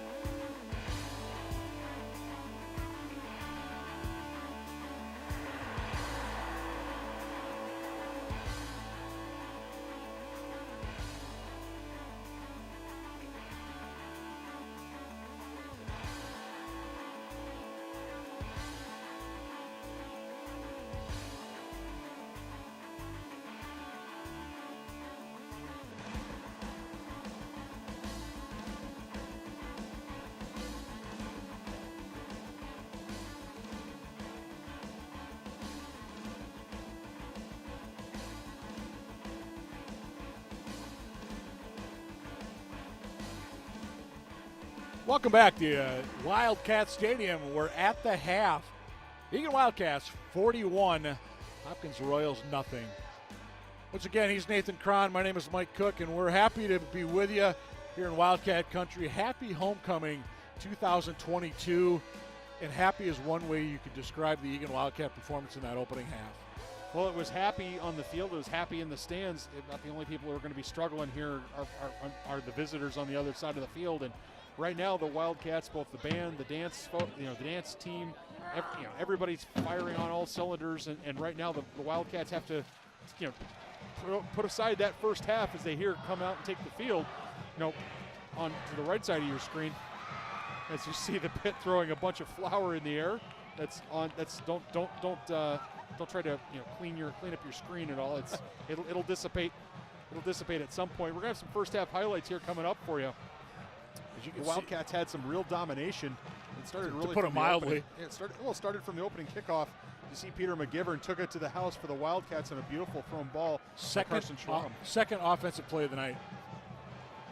Tonsauger with the first of his 3 touchdowns.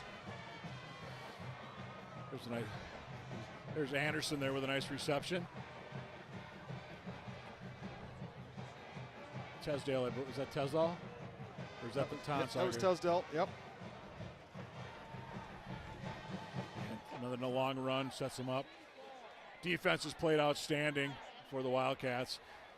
Again, Jerry Tella, one of many tackles for losses tonight for the Eagan Wildcats, is the freshly floured pit. That just sounds odd. Let's take a look what's coming up here for Wildcat football. Again, next Friday night at Burnsville, the big rivalry game. We'll be there for that one. We're also going to be in Shakopee on Thursday the 20th. Yes, Nathan, I said Thursday the 20th. Yes, Nathan, that is MEA weekend. And yes, the Wildcats are playing on Thursday. Well, the Wildcats are playing on Thursday, and we'll be there along with our award-winning ETV crew. Yeah, absolutely. And next week's a joint production between the Eagan crew and some of the folks over at Burnsville Community Television. And you remember last year we said the Wildcats beat Burnsville on a last-second field goal by Alex Rodman. And I think you coined the phrase extra sprinkles on his DQ for that one. But that was also an award-winning broadcast, as we got some kind of Midwest regional Emmy kind of thing. Absolutely. When I say award-winning ETV crew and production, I'm not just making it up. It's they won a gold medal. The production, the game won a gold medal at the regional local TV festival. So for sports broadcasting. So I mean, great efforts all around, and we live in a great community for a number of reasons, Mike Cook, but one of the biggest reasons that we live in a great community is because we have so many things here going for us. One of the things we do have going for us is a great ETV production cast, crew, technology, all of the things that bring you the sights and sounds of your community into your restaurant or into your home or into wherever you happen to be. Again, I know there's a bunch of sophomore parents that are gathered at a local establishment enjoying this game with some cervezas. But we not one of our official sponsors, but they are part of the Eagan football family as well. But official sponsors, we have Cooper's Tap House, Kitchen and Rail, Wyatt's Twisted Americana, Tavern 13, and of course Domino's Pizza is the official pizza for the Wildcats. Jersey Mike's the official sandwich shop for the Eagan Wildcats. As you look at a happy bunch of Wildcats, and Nathan, we just talked about this. A lot of numbers down there we haven't called this year. A lot of numbers we probably will call in the second half. Yeah, absolutely. I would imagine Coach Nick Johnson is going to make sure he's got. I'm not sure if the starters will get another series or not out here against the Hopkins Royals, but in any event, we are going to see a lot of players who have not played a lot this year. We're going to see some guys that are going to get maybe some of their effectively their first varsity experience on something other than say kick coverage or defensive or kick return or something like that. So it'll be exciting to watch, and so in some sense, stay tuned, ladies and gentlemen, because you'll be seeing the future of Eagan football, the guys who are going to be playing here next year or the year after. Absolutely. I want to make sure we give a quick shout out. Grandma Becky is in town, grandmother of number 16 on your Eagan Wildcats. You know him, you love him, Gavin Burbach. Grandma Becky in town watching the game tonight. Gavin, who took his first, was flying the other day. I noticed his mom posted on Facebook. So, Kevin Burbach, Ace, Maverick, what do we want to go by? Because we have the Top Gun theme going here for this We Are Eagan homecoming thing. Yeah. I don't know. I always think call signs, you don't pick your call sign picks you. So I really don't know. I just don't know the young man well enough. I'm sorry. I'm starting to taste flour up here in the press box a little bit. This is supposed to be a low-carb press box. Yeah, the pit is they're fired up. And you know what? Hey, credit to the Eagan student section. I mean, you've seen these camera shots all night. Without a super wide shot, you're not going to be able to get all these kids in a picture because they packed the place tonight. They sure did. It's exciting. There's our wide shot you talked about right there. Absolutely. Hopkins Royals, they're going to kick things off here to start the second half. They down by a 41-0 count. And Wildcats with a nice easy return out across the 30-40, still on his feet, cuts it inside. Can Eagan go to the house? Ison, good by 6 points, Eagan.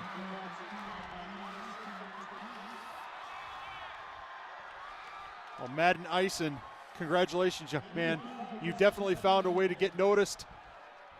And the Eagan special teams that have for several years, Mike Cook, been something of a challenge.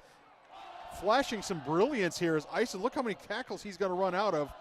That's 3, 4, 5. It's just if you're the Hopkins Royals, you gotta gang tackle. You gotta get cloth. You gotta slow them down and wait for help. You gotta rally and wait for help. I want to give a shout out though to some of the other guys. I didn't catch numbers, but one, he broke at least 3 tackles, as the point after is good. But there were guys blocking downfield. They were giving him lanes and creases, and a lot of credit. A lot of those guys, maybe we'll talk about them in a little bit, but again, unsung heroes, special teams players, that kind of thing. That was a prime example right there, number 14 for your Eagan Wildcats, Griffin McClary. He's a senior D-back. I don't know if we've mentioned Griffin's name this year. But again, comes out, makes a nice play as part of that special teams unit, and it's 48 RIP Wildcats. Yeah, I mean, here's the other thing I'll say. Special teams, again, because they've been such an Achilles heel of these Wildcats for so many years, to have some success on special teams, even if at this point in the game, is extremely, it's still really important to Coach NJ. Coach Nick Johnson wants to see these guys be effective and sharp on special teams, punting, kicking, coverage, all of those things, holding onto the football. And so right now is an opportunity for them to stay in their rush lanes, throttle down, make the tackle, things of that nature. And then, look for opportunities to impress. Top right of your screen, I saw number 51, Bennett Larson. Brother Conrad played here for a number of years. Gletta Benya, number 4, is out there for the Wildcats on the special teams. It's funny, Bennett Larson is a sophomore. Mentioned apparently with Conrad, we made a call where we said, can't fool 51, which was Conrad's number. For some reason, he always remembers that. So we're memorable. Got a new kicker for the Wildcats as Seth Kolominen puts that down towards the 30-yard line. Nice return out to the just inside the inside the 40 for the Royals. Sorry to step on your touchdown call there, Mike. I apologize. No, we're good. Just want to make sure we get new kickers in because let's face it, new kickers don't always have a lot of opportunities. No. And by the way, Tyler Botson on that stop for the Wildcats, number 82. And I'm looking out there, and I see a lot of new numbers on that Eagan defense. We'll have to try and mention some of those as we go along, as you take a look at them. Just start our way along. A.J. Clark is number 42. Hans Anderson, 65. He's a sophomore. First varsity action for Hans. Also plays baseball and hockey. And his dad, Josh, Booster Club Vice President of the Eagan Ladder crew. Got to keep this straight. And we got to make sure we give a shout out to Jack Esser, who's been the president of the Eagan Ladder crew. That Eagan Ladder crew, you can't say enough good things about the way they've got this program involved with the community. Everything, just the Friday Night Lights extravaganza obviously is your big to-do. But, you've had the golf tournament. You've got the sponsorships. These guys are going out, getting Eagan businesses involved. We had Cops versus the Cats back, late July. Just really nice job of getting everybody involved. And speaking of everybody involved, gang tackle that time by the Wildcats. We should mention, too, we mentioned the Essers, and, of course, George Esser, 66, is one of the starting linemen for the Eagan Wildcats. But we mentioned there's a lot of kids here tonight. Well, there's a lot of Essers here tonight as well. Grandpa Wayne, 86 years old. First time here in Wildcat country, watching his grandson play. Grandma Patty's here, uncles and aunts, cousins. All in all, more than 20 Essers are at this football game tonight. And they said Grandpa Wagner, 86 years young. And you and I had a chance to meet him before the game. Just a nice guy, really appreciated what we do. And proudly wearing his Wisconsin Badger jacket. Well, nobody's perfect. Wanted to see if we could get the song Jump Around in just for those guys, but unable to do so, I don't believe. Again, it's just like halftime. There's copyright rules. Yes. For anybody who managed who watched halftime, we'd love to bring you the sounds of halftime, but we can't. ETV does not own the copyrights or the copyright licenses. Hopkins are going to heave this one deep. They've got a man downfield. And that ball is going to be intercepted by the Wildcats. A little bit of a tip drill. A.J. Clark comes away with a number 42 in blue. There was a man about 5 yards past them that nobody was on, and the ball just a little bit underthrown that time by the Hopkins Royals. Well, that was going to be a long pass. That ball traveled about 45 yards in the air. And the Hopkins Royals are going to turn the ball over here, but it's quite the heave. And as you say, A.J. Clark doing a nice job of getting the tip. Owen Ford, I think, had the initial coverage, 29 in blue. Yep. And again, right place, right time for A.J. Clark, and the junior brings the ball back to the 43-yard line of Hopkins.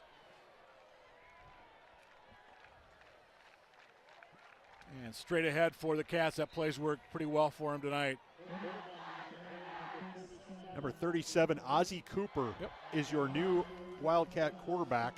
He's going to get some good reps here, trying to move this ball. I imagine the Wildcats certainly will keep this ball on the ground and will keep it, bread and butter. There won't be a lot of any kind of trickeration going on there down with the guys with the silver helmets.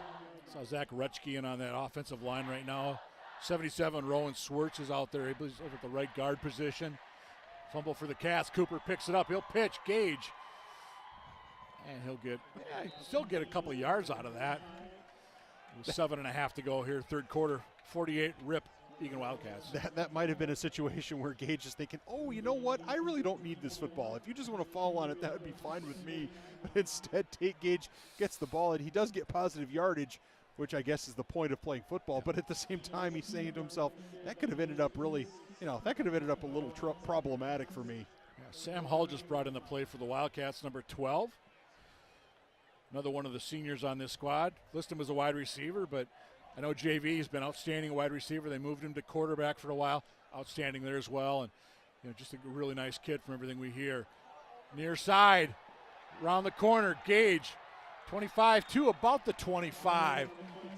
And he's taken out of bounds there by number 65 for Hopkins. First time we've called that young man's name tonight. That's Alan Walker, 255-pound defensive lineman. You mentioned Hopkins right now. You see a lot of these numbers out there. We've seen them out there all night, this defensive group. And I know Coach Tolley before the game said he was really hoping to get a breather for some of these guys. But that's, fortunately or unfortunately, however you want to look at it, that's who they've got right now. You've got to play these guys. Gain the experience, but they're gassed. And straight ahead, another 4 or 5 yards that time for the Eagan Wildcats. That time the ball carrier, 31, Nick Tesdahl.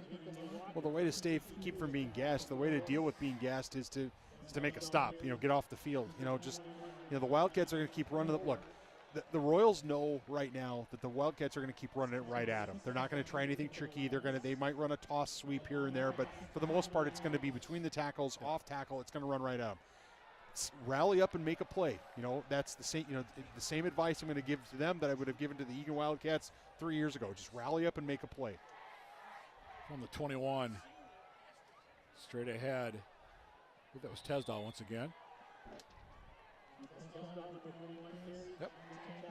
Kind of running behind that line, including Caden Cooper right now, 63 out there for the Wildcats. Over there at the left tackle. Danny Zalea, junior offensive lineman, is over at left guard right now. He wears number 68. And again, try to keep mentioning some of these Wildcats. Especially the guys up front, yeah, the guys who never get called. Yeah, and Benya's in there again, number 4, another one of the seniors for this Wildcat squad. Levi Yoakum is 41, and he's actually got the football, but it's going to be a false start against the Eagan Wildcats. Yeah, the right. If the snap was on 2, the right tackle went on 1.5, and that's going to be a 5-yard penalty and a repeat of the down. And what were you just saying about offensive linemen not getting noticed? Well, you know, they do notice sometimes for the wrong reasons. It's a mixed bag, Mike Cook. There's no question about that. Sometimes you want to fly under the radar, and right now, you know, there are times when offensive linemen jump off sides or do something that the coach doesn't like, and you kind of want to just dig a hole in the middle of the turf, crawl under it, and disappear. But it's a learning experience, and all of these players, for a good number of them, Mike, as you pointed out, it's their first varsity action. Absolutely. They got to make their mistakes now.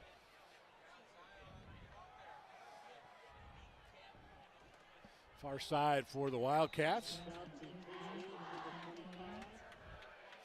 25 Gage again with a carry. I noticed on that shot a little bit ago with the dark background, you can see the guy's breath. I was just checking. It's 41 degrees out right now.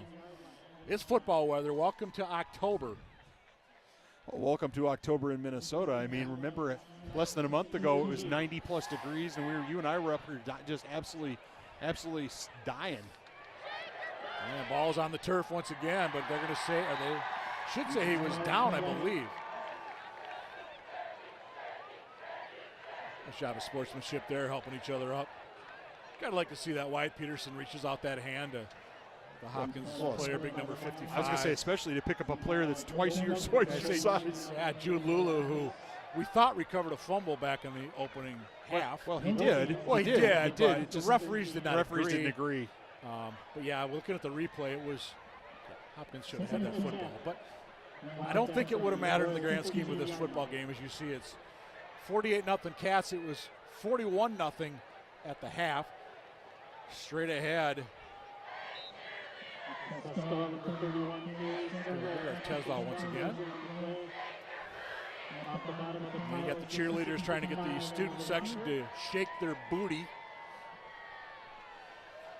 As the Cats, let's get them in here in the end zone with 3:04 and counting here in quarter number 3. And Ozzie Cooper, the sophomore, he's in at quarterback, number 37. Kind of a throwback to like the 40s when the NFL guys would have 37 as a quarterback.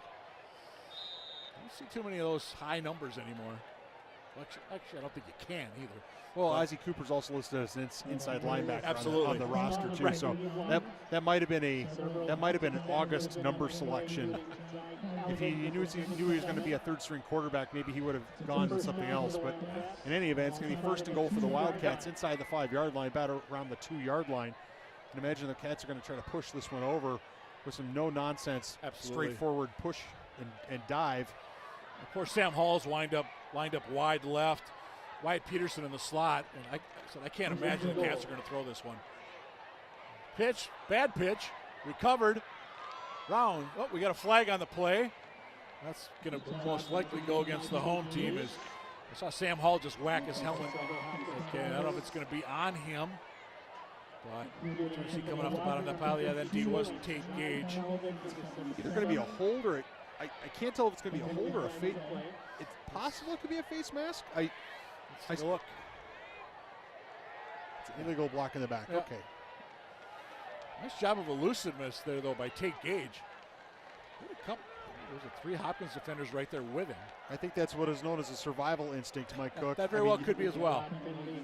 Yeah, it's going to be an easy call for the block in the back. It's going to be a penalty against the Wildcats and move them back. It's going to make this 1st down and goal to goal from about the 16-yard line. It's 10 yards from the spot of the foul. Like that 3rd and goal from about the 16. Nice job that time by Hopkins, the big number 55. That's Lulu. They've got him listed. He's a junior. They list him at 6'2", 215. Looking at him right there. Okay, we'll go with that. He plays big. I can tell you that. Absolutely. Yeah. He plays big. I can tell you that. Yeah. He's a player tonight. He has. He's flashing, Absolutely. flashing some intensity. No question. Third down, Cats. Or second down, check that. Now it's third down from the 14-yard line. Wildcat left guard's got to make sure he goes off on the snap as opposed to what he thinks is the snap count. Didn't pick up the number, but he's got to make sure the Hopkins coaches up here in the box are pointing out, hey, that guy's leaving early, and he is leaving early. So the Wildcats have got to be, look, Coach Nick Johnson doesn't want to necessarily run the score up, but he also wants these guys to stay sharp. Absolutely. Don't get sloppy here in the second half. Brady Schrepfrin, by the way, number 85, the tight end for the Wildcats on the left side of your screen. Lined up alongside Caden Cooper. And again, they're just straight ahead. Ball is loose. Hopkins should have this one, and indeed, they do. It's a bright spot. Would have been few and far between for the Royals as that football is picked up that time by number 28, Martin Gonzalez, sophomore linebacker for the Hopkins Royals. And I didn't see who made that initial hit. And we're still not sure who made that initial hit, but bottom line is Hopkins, that was it right there, bursting through. That's 77, I believe. Jai Kalvik, I believe, was the man leading the way that time. He's a senior, 6'5". They list him at 280. So the Hopkins Royals down by 48 with under a minute to go. Quarter number 3 on ETV. In your home for Wildcats sports. Cats thought about blitzing momentarily. They won't. Hopkins will run it right up the middle. And out near the 24-yard line.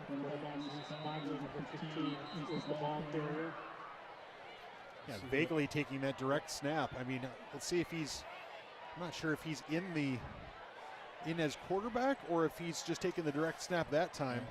The Cats are saying they had it, but they don't. A.J. Clark was in there fighting for the football. Gavin Burbach, number 16, was in there. I see number 70, Tyler Ewell is in the game. Yeah, junior defensive lineman, number 70. Second and 3.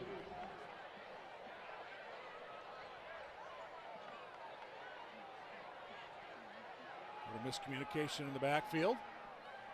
Hopkins still able to get a nice run there on first down, or second down, I should say, to get a first down. A little sloppy defensive that time by the Wildcats on what could be the final play of. Did you see? I had to chuckle there. Saw 77 there. That was Kalvik. Little boogie there going on after that first down as you saw the one shot. And the whistle, or the horn, the whistle. That's going to wrap things up. 3 quarters in the books. It's 48-0 Eagan Wildcats. Well, Eagan fans, get ready. You've got the fall play coming up. It's the play that goes wrong here at Eagan High School. It's the fall play. You want to check it out and get your tickets now. Runs from Thursday, October 13th through Saturday, October 15th. So that's next week, if I'm not mistaken.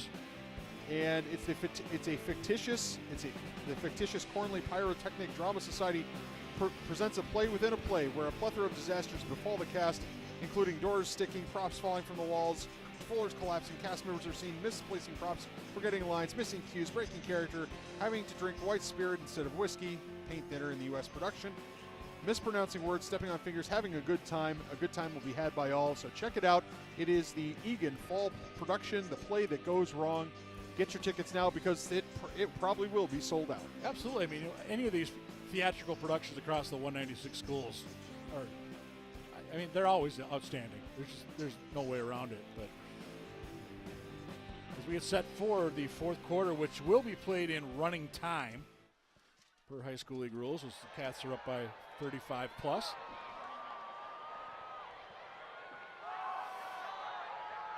Straight ahead, nice run by Hopkins that time.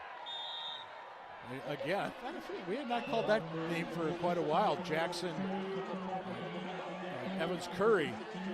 Nice job of bursting through that line, picking up about 12 yards for the Royals. Well, he's easy to see with his tackle cancer socks. I certainly like that. Certainly makes it easier to pick him out on the field. But nice run over the left side. Royals looking to avoid the shutout. And that play is going to, oh, nice job of working his way free. Had to be for that Vogley again, I assume. That was vaguely, absolutely. He's nicely done. That was what you call a little bit of magic, how you went from a 4-yard loss to a 1-yard gain. Yeah, I should say Vaguely, not Vogley, Vaguely. Again, just some new numbers out there for the Wildcats. I don't think we've mentioned number 51 yet. Oh, yeah, we did. That was Bennett Larson, but this is out on defense now. He was on the kick team a while back. There's a good look at Bennett. Sophomore on this squad. Again, there he goes again. Nice run that time. That's going to be another Hopkins Royals first down by Evans Curry. I mean, you could say, okay, he's doing this against the 2s and 3s for Eagan. Hey, he's still doing it. That's right. Absolutely. I mean, no sign of quit. Absolutely. You got to compete. If you're the Hopkins Royals, you got to compete, and that's, try to score points, break up, get points on that board. Absolutely. Well, how bad does Eagan want to keep that goose egg up there? They do, badly. Bagley once again finds a seam. And nice job that time coming up to help out. I believe that was 29 for the Wildcats making the last part of that stop. That's Owen Ford, junior D-back. It was a good look at Owen. Played some special teams this year for the Wildcats. Watch him at the end of this play. Just coming up to help out. Just stayed in his lane. Sawa was in front of him. Make the stop. Clark was in there as well. AJ, 42 in blue. Near side, that play was snuffed out extremely well on the near side. Henry Highling, the linebacker for the Wildcats. First time we've called Henry's name tonight. Nice job by Henry to come up and make that tackle. He squares up. He read the play well. Watch this. He's going to come to the lower left of your screen. He squares up, breaks down. You see him chopping his feet, sinks his hips, wraps with his arms. That's what you want to do. That's textbook tackling in the open field. Saw Carter Veen was coming in looking to maybe help out if needed, but Veen was just fine as a spectator. Hopkins airing it out, going towards the end zone, and that ball is incomplete inside the 5. A little hand check going on back there between a couple of guys. It might have been Veen back on the coverage for the Wildcats. It was Carter Veen. You're absolutely correct, Mike Cook. And he had to be good because that ball was delivered right to the receiver. If he hadn't been there, watch, he's going to be on the right side of your screen.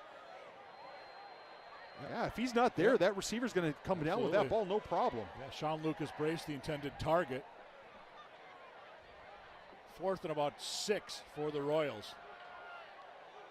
Scat to the right, throw, pitch, catch. First down, Hopkins inside the red zone. And that was a nice job of rolling out that time by Vagley. I didn't quite see who he found on the reception. But bottom line, first down, Hopkins in the red zone. I want to say for the first time tonight. Inside 8 minutes to go in this one. All Eagan Wildcats here in homecoming 2022. Straight ahead, Evans Curry pounds his way forward. Nice hard run, and he's still going strong. That was a nice 7-yard pickup. Well, this kind of offense has given, Mike Cook, you and I have been calling a lot of these games for a lot of years. The Wildcats have often struggled against spread offenses. It's not, because it takes so many fast players to cover that many receivers. It takes so much to cover the whole field, and the Wildcats have often struggled with that. So for the Hopkins Royals, continuing to spread the Wildcats out and then either running at them or throwing to the flats, that seems to be where they can make some money. Second and about 4 for Hopkins. You see on the top right of your screen the distance to go, and we've got a whistle to plenty. We should have a timeout taken by the Hopkins Royals, as there was quite a bit of confusion there between Trevor Tolley on the sidelines and the offensive staff along with their quarterbacks. So 7:02 to go in this one. It's actually the 4th quarter, not the 3rd as our graphic says, but we are in the 4th quarter here in Wildcat country, and 48-0 Cats. Going to be a happy homecoming for the Eagan Wildcats. You've got the student dance coming up tomorrow night. I know a lot of excitement about that. You see the pit. You know, how many of these kids are going to show up? They're all wearing the blue and the green, the school colors. And we talked to Coach Nick Johnson before the game. Next week, Wildcats are at Burnsville. They need to have a student turnout like this. Get over to Burnsville, make some noise against the Blaze. Love to see it. I mean, it can't be, what, more than 8-9 miles to get in between here and there? It's not long. It's not a long trip. Yeah, no question about that. More stoplights than miles to get over to Bob Pate Stadium and I believe the Dick Hansen Field. We'll be there. I mean, yeah, you could watch us, but why when you could be there instead? Hopkins looking to get on the board. Nice job of cutting to the outside, and he is going to be pushed out of bounds at about the 10-yard line. Going to set up third and about 4 this time for the Hopkins Royals. One more plea from me personally, since I'm calling the game tomorrow. But yes, you are. If you could, you know, ladies and gentlemen, Eagan fans, if you can show up tomorrow morning at 10 a.m. tomorrow, that would be wonderful. The boys soccer team is taking on Lakeville South. If they win, they will win the South Suburban Conference, which is not something that the Wildcat boys soccer team has done in a handful of years. I have to go back and check. I haven't done my research for tomorrow's game yet, but I'll have that statistic for you tomorrow at 10 a.m. when we kick off. But kickoff's at 10. Come and watch the Wildcat boys. You'll see some exciting soccer. After you stop at Dunn Brothers, get some caffeine on the way here. All right, because Dunn Brothers is another part of the Wildcat football sponsorship crew. Absolutely, and of course we've got some soccer sponsors, which I will mention tomorrow. But you know, it's always a good thing for me to be caffeinated because a lot of people tell me that I don't talk enough. Penalty, I believe, Hopkins. So back to the 16-yard line. Fourth. They need to get to about the 8-yard line for a first down. Said they're going to go for it all. And then a little miscommunication there. Hey, I want to give a quick shout out. I know we don't like to talk about other schools, but I got to give Farmington High School some credit. Former head coach Rick Sutton is down there as part of that program. But part of their homecoming, they have what's called Victory Day. And I saw this on Facebook. I reposted it. I know it's got some likes, but they have a deal where they allow cognitively and physically impaired kids to come out and have a chance to play. They've got the band out there. The home stands are full. They've got the color guard. And they're out there with the football varsity players just doing football stuff. And they've got a referee there. And just to see the smile on those kids' faces in the pictures that were on their Facebook page, yeah, those kids are never going to forget that opportunity. Yeah, it's a lot like, you know, Mike Cook. It's a lot like, you know, the things that teams do for the community. As the Wildcats, I think, are going to commit a penalty here and give the Hopkins Royals 4 more shots from inside the 10. But whether it's open door pantry or work we do collecting coats for kids or for adults on a coat drive, or whether it's what Farmington does, like you just described on Victory Day, it's realizing that your community is bigger than just yourself. It's bigger than just the guys who play football or the cheerleaders or even the band. It's just it's so much broader, and the world is so much bigger, and it's so important for these young men and young women to do these kinds of things. I mean, and there's no doubt that the football players get looked up to in most schools. I mean, Hopkins, you could probably make the argument it's the basketball teams because, I mean, that's their strongest sports. But, you know, Eagan's got a lot of these just nice young men. As Hopkins, can they get in? Looks like they're going to be just shy. Yep, we're going to on to about the 1-yard line that time for the Hopkins Royals. Again, Jackson Evans Curry, the ball carrier. But I've heard NJ at the end of practices breaking down the huddles. It's like, guys, remember, you're the football team. Be smart. Kids look up to you guys. Can Hopkins get on the board? Ball is loose, picked up. And they're still on his feet going for the corner. Ball comes out again. And the Eagan Wildcats are going to end up with that football somehow, some way. That just A.J. seems like Clark, that's just the man. Yeah, I mean, that's just cruel. I mean, he recovers his teammate's fumble. He has some special magic still left in his legs, even though they're down by 48, score 48 rip. And for some reason, that still comes out at the end. That's just, like I said, that's cruelty to the nth degree of the football gods for poor Mr. Fagley there. But yeah, and Reese Fagley, we've called his name countless times. Every other tonight. play, Feels like it. Yeah. You know, obviously, one would argue he's maybe, the best player on this team. but Unlucky. Unlucky right there. That's a good word for it. But, yeah, good play by Thomas Keeler, number 53 on defense, up from his linebacker spot to kind of start that. As the Cats make a run around the left side, finding some room. Is that Ozzie? It is indeed. Out to the 49-yard line. Huge pickup for the sophomore. That's a 41-yard gain for Ozzie Cooper. I think our camera crew may have bit a little bit on the fake, as you and I both did. But speaking of our crew, I was gonna say, I want to good mention job. our Cracker Jack ETV crew. Dalton Gruber's directing, Sarah Paulos on graphics, Nick Budd and Greg Borman on replay and camera works, Serena Cisneros, Aaron Thomas on camera, as well as Volunteer Brian and Volunteer Nick. I do not have their names, but thanks so much for making us look good, doing a great job with the community production here. And, after years of watching teams come into Eagan Wildcat Stadium and run us 48 rip, now we get to see what the other side feels like. And again, I want to give a shout out to that crew because those are the guys and gals. They're here early setting up. They'll be here after this game tearing down. Absolutely. They do all the hard work. I can't remember who I saw going up to the top, but bundled up, heavy coat, stocking cap. The hooded sweatshirt is pulled over. As we're down to just over 2.5 to go, and what's going to be a happy homecoming for the Wildcats is they will improve to 3-3, which I saw a stat in the local paper today. This will be the first time since 2015 the Wildcats have won 3 games in a season, and also the first time since then that the Wildcats will be at 500 or better.